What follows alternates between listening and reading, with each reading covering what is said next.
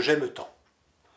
Aujourd'hui, nous allons traiter avec un peu de recul l'affaire Betaram, qui concerne plus de 200 plaintes d'anciens élèves dénonçant des châtiments corporels et abus sexuels subis à l'institution Notre-Dame de Betaram, dans les Pyrénées-Atlantiques.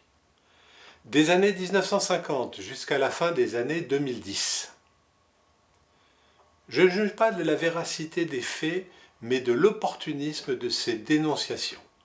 L'affaire Betaram, contre toute attente, semble arranger un bon nombre de personnes.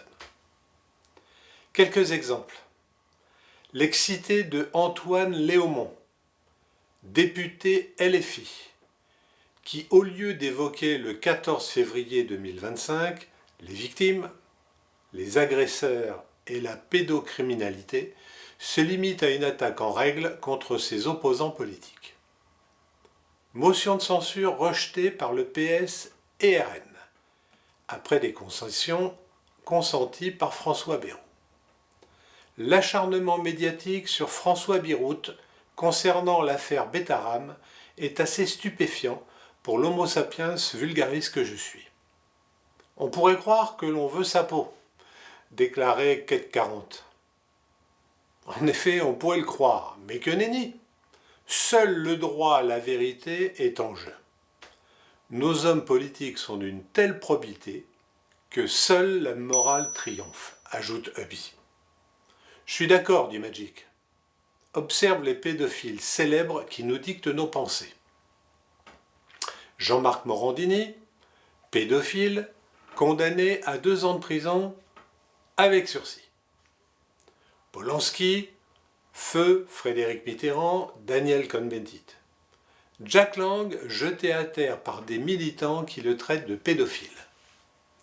Cerise sur le gâteau, un militant LFI, la France Insoumise, a été mis en examen pour des faits de viol avec barbarie, commis, tenez-vous bien, sur une fillette handicapée. C'est sans compter toutes les partouzes pédophiles organisées et orchestrées par l'élite de la nation. Archibald de rappelait, l'affaire Betaram est en soi inacceptable, et ce qui s'y pratiquait bien davantage. Les statues de la chapelle se méfient encore quand on les regarde de travers. Mais de là à faire porter le chapeau à François Bayrou, c'est prendre le bon peuple pour des cons. Ne perdons pas de vue 2 faits objectifs. François Bayrou a mis ses enfants dans cette école. Je ne peux pas croire qu'il l'a fait en connaissance de cause. Sa femme y dispensait des cours de catéchisme. Elle aurait aussi été au courant des pratiques locales et n'aurait pas réagi.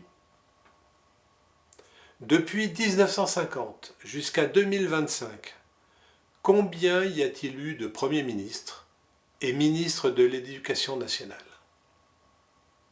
Tous auraient fermé les yeux et c'est à Bayrou que l'on demande sa démission? Décidément, c'est une affaire qui colle au basque de notre maire de Pau, a ajouté MacMax. Et blaireau de dire « J'exècre les pédophiles dont la seule pensée se limite à enfiler un majeur dans un mineur. »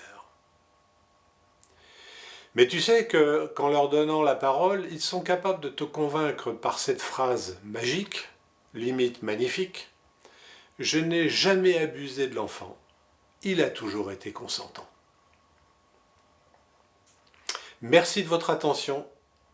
N'hésitez pas à vous abonner, à liker, à faire connaître autour de vous les tronchesdecake.fr et d'apporter vos commentaires pour donner du sens à vos idées. À la semaine prochaine!